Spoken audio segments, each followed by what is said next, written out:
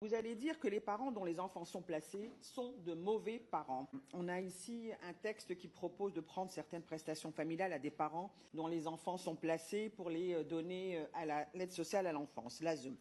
Ce texte, c'est vraiment le schéma néolibéral classique. On vous dit il n'y a plus assez d'argent. Plus assez d'argent, ça veut dire devoir gérer la pénurie. Gérer la pénurie, ça veut dire faire des choix. Faire des choix, ça veut dire prendre à certains pour donner ailleurs. Et comment on justifie ça? Comment on justifie de retirer des droits ou des avantages aux gens? Eh bien, dans ce texte, Horizon, Madame la rapporteure, vous allez dire que les parents dont les enfants sont placés sont de mauvais parents et que donc il n'y a pas de raison de leur laisser les prestations familiales. D'une manière générale, à droite et au centre, c'est toujours le même raisonnement. Puisqu'il n'y a pas, soi-disant, assez pour tout le monde, on décide de ne plus aider ceux qu'on juge responsables de leur situation. Et pour le Rassemblement national, ça va être de dire il n'y en a pas pour tout le monde, alors on va faire de la préférence nationale. Tous ces discours, c'est la même chose. C'est soi-disant soit une vision néolibérale, soit une vision raciste. On vous dit qu'on est en pénurie et donc on choisit un bouc émissaire pour sortir de cette pénurie. Mais c'est faux.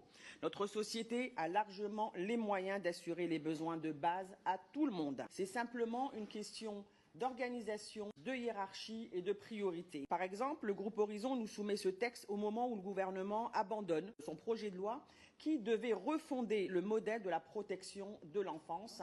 Et c'est une nécessité absolue aujourd'hui de repenser la protection de l'enfance. À la place, il nous colle des textes sur la fraude sociale, sur les polices municipales et sur la programmation militaire. Bref, tout ça, ce sont des choix et c'est une organisation de la société, mais ce n'est pas la seule. Donc, si vous voulez, cette proposition de loi, de 1, elle n'est pas crédible, et de 2, je vais même aller plus loin, elle est inutile, puisque vos mesures ne représentent que 1% des dépenses de l'aide sociale à l'enfance, et qu'en retirant des prestations, vous allez encore plus précariser les familles, ce qui fait que vous allez fragiliser aussi les frères et sœurs, ce qui fait que vous allez augmenter les risques de nouveaux placements, et donc à la fin, vous allez mettre encore plus de pression sur le secteur.